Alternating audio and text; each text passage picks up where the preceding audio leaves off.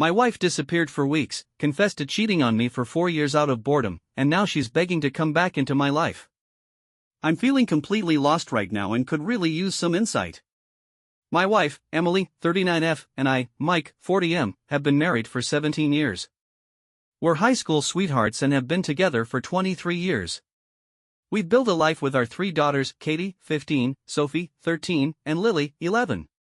But everything feels like it's falling apart, and I can't make sense of it. 3 days ago, Emily came home from work in a state I've never seen before, frantic, emotional, and clearly overwhelmed. She hurriedly threw some things into an overnight bag and left. I only know what happened because Katie was home at the time and saw it all.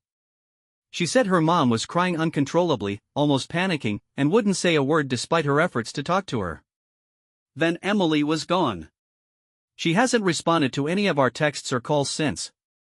When I reached out to her parents, they eventually got back to me and said she was safe with them. All they asked was for me to be patient and understanding, which feels like an impossible ask right now. I tried contacting her brother, sister, and one of her close co-workers to get more information.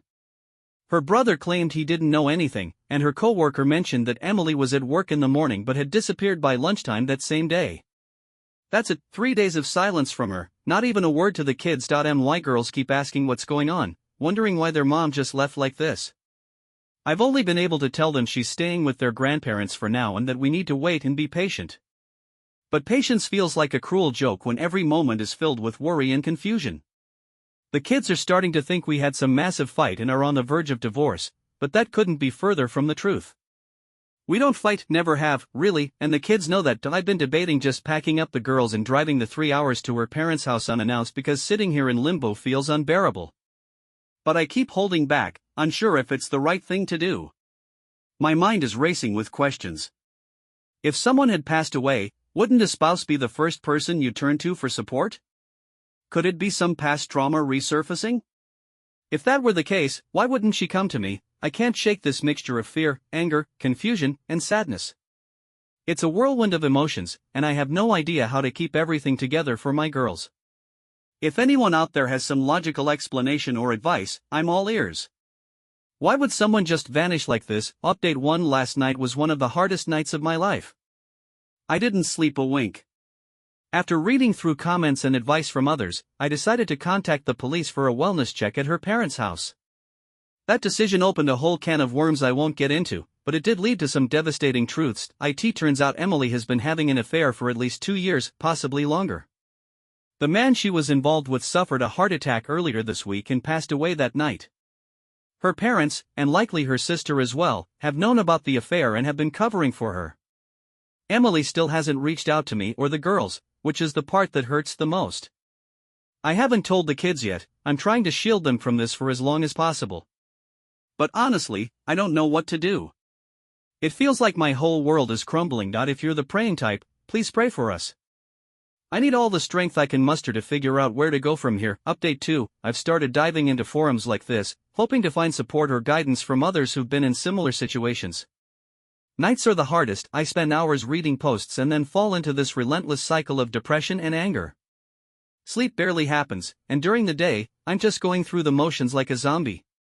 Friday, I guess, was my D-Day. The revelation of Emily's affair has been soul-crushing.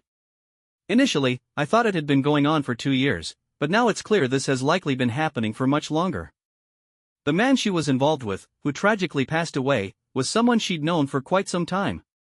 His death triggered everything coming to light. My oldest daughter, Katie, has been helping me piece together some of the missing details, but there's still so much I don't know and might not be ready to face yet. Right now, I'm just trying to stay afloat for the sake of my girls. But the weight of it all, it's enough to break me. I honestly hadn't planned on sharing more updates about my situation, but the kindness and advice from so many people have made this a surprisingly therapeutic process. It's heartbreaking to see how many others have endured or are still enduring this kind of pain. To all of you, I'm deeply sorry. Over the past couple of days, I've taken some steps forward.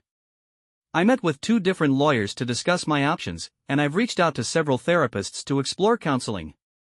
Unfortunately, the wait lists in my area are incredibly long. I'm trying to follow the advice many of you have given, avoiding alcohol, though I've never been a drinker anyway, practicing self-care and working out.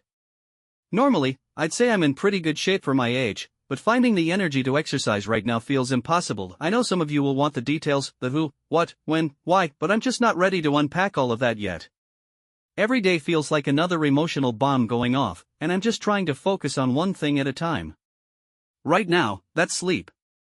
Emily was my everything. She was my best friend since high school, the mother of my daughters, my partner in everything. We had inside jokes, secret handshakes, things that felt like the foundation of our connection. Now, it feels like all of it has been erased. I look back at the milestones we've shared, the laughter, the memories, and it's just devastating. It's as if none of it mattered to her. I get caught in these endless loops of sadness and anger. One moment, I'm overcome with a deep, paralyzing depression, the next, I'm filled with uncontrollable rage. I scream into a pillow and punch the mattress until my arms ache. It's a horrible cycle. I only sleep when exhaustion finally wins, and then I wake up to the same thoughts all over again. The little energy I have goes toward taking care of my girls, who've been stepping up to take care of me like they're the adults. That's not fair to them. They're just kids, they shouldn't have to deal with this. So I'll ask those of you who've been through this, how did you sleep after finding out about the affair? How did you handle the silence and loneliness of the night, when your mind is your worst enemy? Sleep feels like the one thing I need to prioritize, outside of my daughters, but I just can't seem to find it. I'd really appreciate any advice you can share. Update 3, I'm still new to this, so apologies if I repeat parts of my story. It's been just over a week since my D-Day, and I've uncovered even more devastating details. Emily's affair didn't just span 2 years as I initially thought. It's been going on for over 4 years.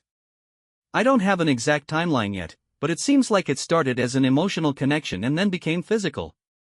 I can't help but wonder how the pandemic and lockdowns might have played into this. Yesterday, my in-laws showed up unannounced to see the kids. Emily has been staying with them since all of this began, which is frustrating on so many levels. They spent about 15 minutes with the girls before pulling me aside for a private conversation. It was a long and emotional discussion, as you might imagine. To sum it up, they said Emily wants to come home but is too afraid to face the consequences of her actions. They also spent a lot of time trying to figure out if I planned on divorcing her and even tried persuading me to forgive her and work on rebuilding the marriage. It was clear they're embarrassed and ashamed, but it was just as clear they want her out of their house. The conversation was civil and respectful, but I admit that I lied. I told them I wasn't sure about my plans for the future, even though I fully intend to move forward with a divorce. I feel like if I reveal that now, I might never get the full truth from Emily. I want her to sit down in front of me, look me in the eyes, and tell me everything, every detail about her affair.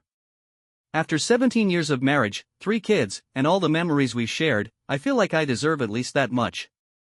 More importantly, I want my daughters to know I gave her the opportunity to explain herself. I want them to see that I handled this situation as calmly and maturely as possible, even when it felt impossible. I'm trying to set the best example I can for them, but honestly, I don't know if I'm getting it right legally. I can't stop Emily from coming home. My lawyer made that clear. But I told her parents that if she does come back, it will only be after she sits down with me in person, answers all of my questions without holding anything back, and then apologizes to our daughters face to face. They know about the affair. It's only fair that she acknowledges it and answers their questions. 2. I know I can't enforce any of this, and I realize she could legally return home whenever she wants. But if she's too afraid to face us, maybe this could buy us some time. I don't want to seem manipulative or deceitful. I'm just trying to create a little breathing room. My girls and I are finally settling into a routine, and I don't want to disrupt that yet. There's a mandatory 90-day waiting period in our state before a divorce can go through, so for now, I'm just trying to hold it together. I don't know if what I'm doing is right, but I'm doing my best. Her return home was inevitable. We both need to return to work eventually, and life won't pause for us to untangle this mess. I wanted to prolong her return as long as possible to give myself time to plan, recover, and stabilize my mental and emotional health. Over the last few days, my wife has been texting our daughters frequently. She's apologized to them repeatedly and assured them she doesn't want a divorce. They've shown me her texts, and it's clear that the weight of what she's done to all of us is finally hitting her, especially over the past few days. But now I find myself at a crossroads. How do I manage her coming back? Was my demand unreasonable? I asked her to be honest with me and the girls as a condition for returning, but it sounds like she's coming back sooner rather than later, regardless of whether she fulfills that condition. I'm not surprised, it was only a matter of time, but I want to make the best decisions for my daughters and myself as we move forward. Thank you to everyone who's offered me encouragement, advice, and support. It means more than I can say. Update 4. This will be a bit anticlimactic, but I need to get it out. It's been a terrible weekend. My wife came home yesterday. There was a lot of emotional buildup throughout the week leading up to her return. Every other time she's come through our doorway, my instinct was always to greet her with a hug and a kiss. This time, the moment was filled with a horrible, awkward tension. She approached me, trying to give me a hug before saying anything, but I turned away. It felt unreal, like she was pretending nothing had happened. After she settled in, I asked her to tell me everything about the affair. She repeated what she said before: she's not ready to talk about it. We had spoken earlier in the week, and I'd made it very clear that my one condition for her return was a full, honest conversation about why she left and what she's done. I wasn't asking for the impossible, just honesty. But here she was, still unwilling to provide that. I tried to stay composed, but it was hard. I took a few deep breaths, and then I couldn't hold back any longer. I blurted out everything. She'd had an affair for over 4 years, planned to leave me for her affair partner, ghosted her family, and now walked back into our home without fulfilling the one condition I asked for. And then I told her I wanted a divorce. Her reaction was strange. She didn't argue, cry, or yell. Instead, she just froze. Her eyes widened briefly, and then she just stood there in the kitchen, staring at the floor. I was ready for anger, tears, excuses, or even a heartfelt confession.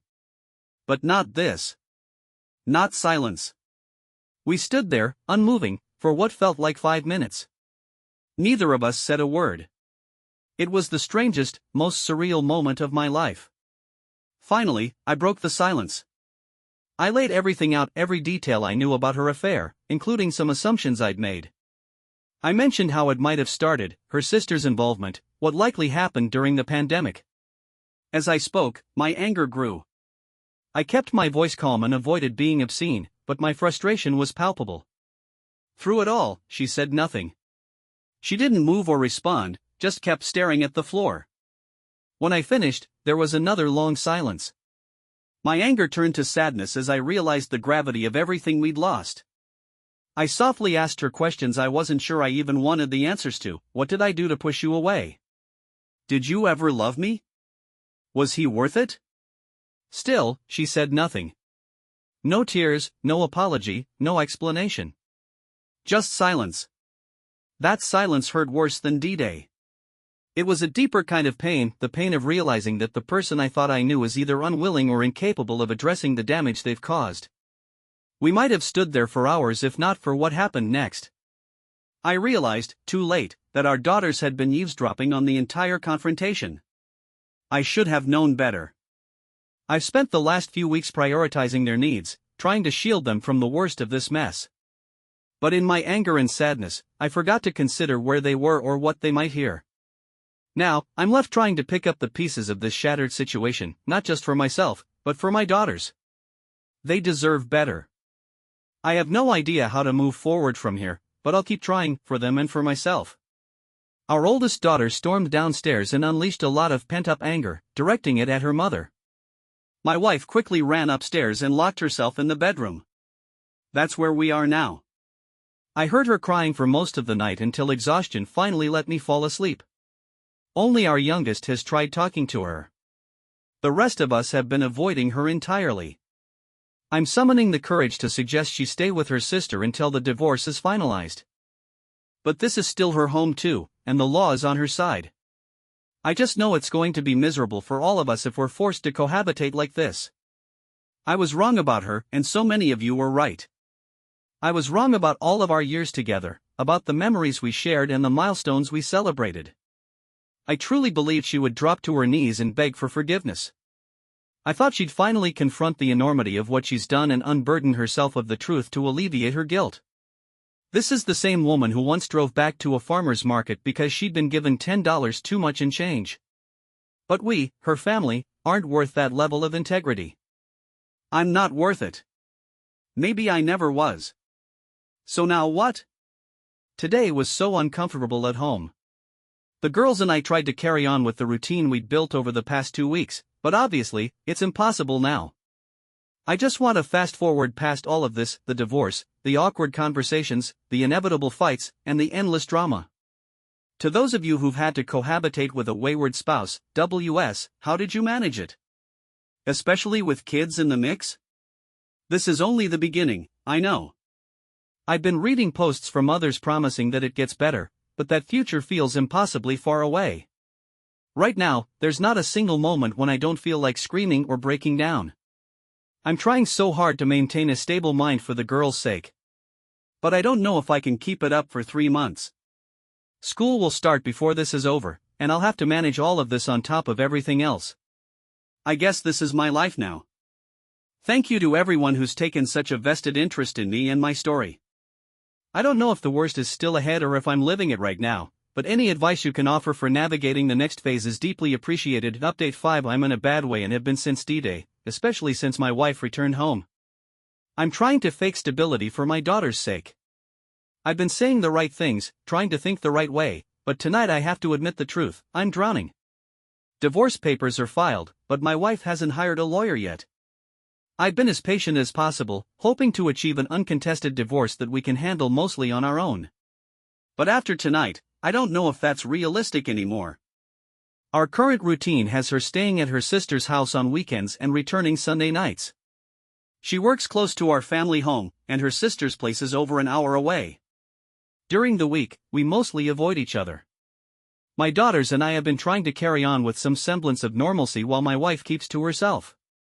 Lately, I've been following a lot of advice, practicing self-discipline and maintaining a polite, indifferent demeanor toward her during brief interactions. It takes everything in me to hold it together, but I've managed. Until tonight. Most Fridays, she comes home from work, grabs a few things, and heads to her sister's before I even get home. But tonight, she was waiting in the kitchen when I walked through the door. I tried to walk past her, but she lightly grabbed my hand and asked, "Is this how you're going to treat me just because I'm not ready to talk about the affair?" This was the first time she'd even acknowledged her infidelity since this all started. I tried to walk away. I really tried. But the rage that's been simmering for weeks boiled over. Our daughters weren't home, and I lost control. I unloaded everything on her, every hurt, every ache, every ounce of anger and misery I've been carrying. I let it all out. I don't even know how long I went on. I lost all sense of time. I raised my voice, got loud, and became animated. I cried. I told her exactly how broken I feel and how much agony I'm in every single day. I vented every thought and emotion I've been suppressing for weeks. I'm angry at myself for letting it happen. I've been doing so well at keeping my composure, but she got to me. I let her get to me. To my surprise, for the first time, she broke down too. She sobbed uncontrollably, completely overcome with emotion. I don't know what comes next. I don't know if this moment will change anything or if it's just another wave in the storm. But I'm tired, so tired. Regrettably, seeing my wife break down made me feel a twisted sense of satisfaction. I wish I didn't care, but there was a small part of me that felt vindicated seeing her finally crack. For once, it seemed like there was someone inside her capable of feeling compassion. To my surprise, during my outburst, she mumbled apologies over and over again through her sobbing. It was ugly crying, raw and unfiltered, but "I'm so sorry" was all she could manage to say. I left the kitchen before she could compose herself and told her to leave me alone. She lingered there for a while before heading back to her sister's house. The girls got home about half an hour later and immediately sensed that something had happened. It was impossible to hide, but I wasn't ready to explain anything.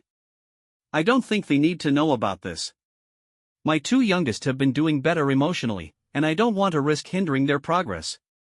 As for my oldest, telling her would only add fuel to the fire of her anger, which I also want to avoid.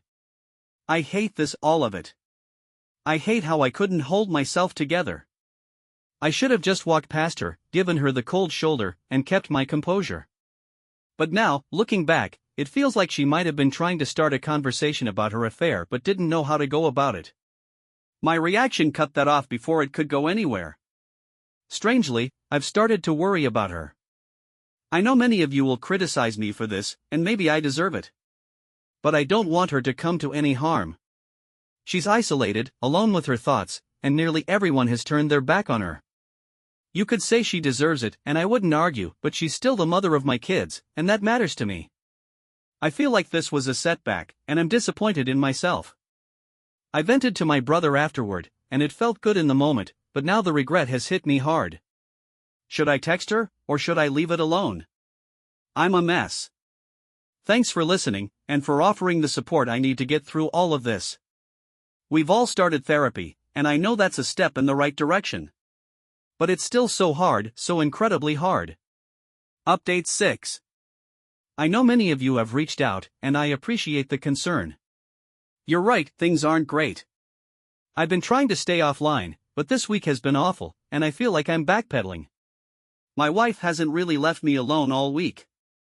She's been overly nice, constantly apologizing for the affair, crying, and smothering me. She knocks on my door at night wanting to talk.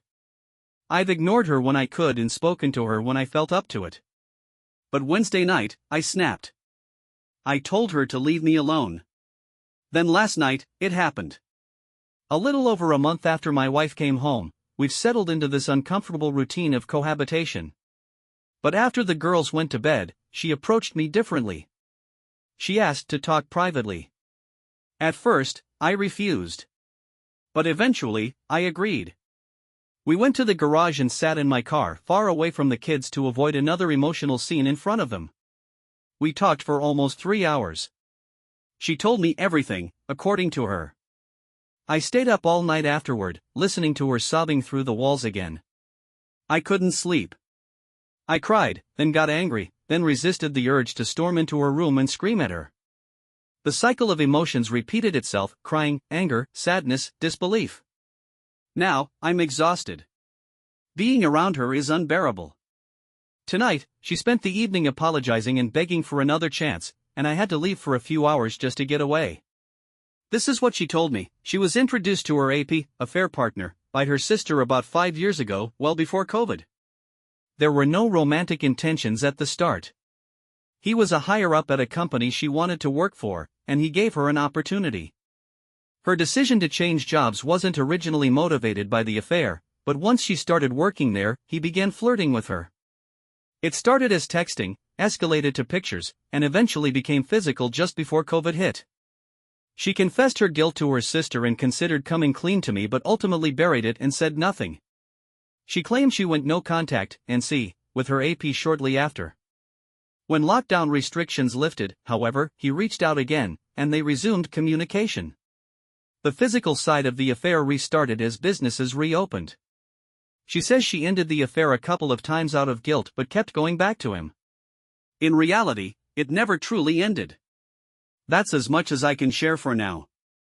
I need time to process everything and maybe some sleep if I can manage it. Thanks again for being here during this chaos.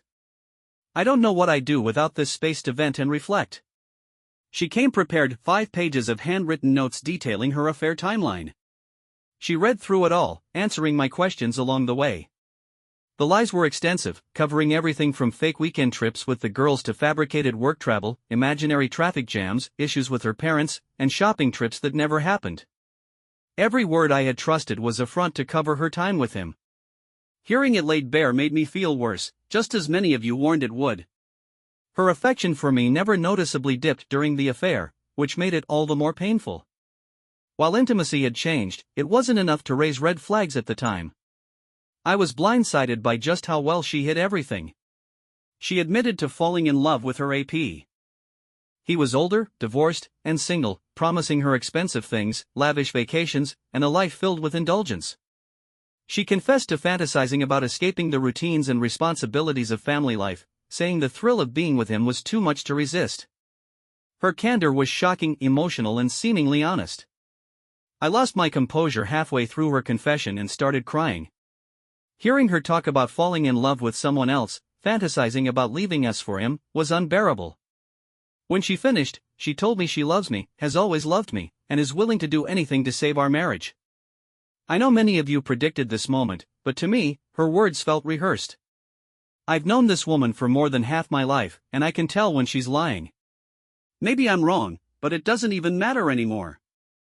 I managed to keep myself composed better than I did the week before, though I still got angry and said a few things I probably shouldn't have. I couldn't help but take a jab, pointing out how her AP was seeing multiple women and that she was just one of many he discarded. That hit her hard, and she broke down further. Throughout this ordeal, I'd imagined how I might respond to her confession, thinking of clever retorts and cutting remarks. But when the moment came, I asked the one question I had rehearsed countless times. If AP were still alive and you had to choose between him and me, who would you choose? She hesitated before mumbling, "That's not fair." I pressed her, and she eventually said, "I'd pick you, of course." I told her her hesitation was exactly why I was divorcing her, because she was lying to me yet again. She started sobbing uncontrollably and couldn't bring herself to say anything else. We sat there in silence for a while, her crying and me staring blankly ahead. I was too exhausted to feel anything more. Eventually, I told her that we're divorcing and that, for the sake of the girls, we need to be civil, present, and cooperative as parents. I added that if she truly loved me, she'd divorce fairly and amicably. That would be the only way she could prove it now. Finally, I leaned over, kissed her on the forehead, and said, "I would have loved you forever." Then I got out of the car and went to bed. Of course, I didn't sleep that night, and here I am again tonight, unable to rest. I'm stuck in this cycle of depression and anger, alternating between sadness and fury at everything that's happened. It's exhausting. Her opportunity to contest the divorce has passed, which is one small relief, but I haven't spoken to my lawyer yet. A part of me wonders if everything she confessed to was even true, though it aligns too perfectly with what I've pieced together over the past month. Still, knowing the full story doesn't feel like a relief. If anything, it makes everything worse. Imagine this: the love of your life, the only woman you've ever loved, ever kissed, tells you she cheated for over 4 years, not because she fell out of love, not because we grew apart, not because of any issues in our relationship or intimacy, but because she was bored. I don't know if that makes it better or worse. I just want this pain to end. Thanks for reading and for being here through this nightmare. It's been a bad couple of nights. A very bad couple of nights.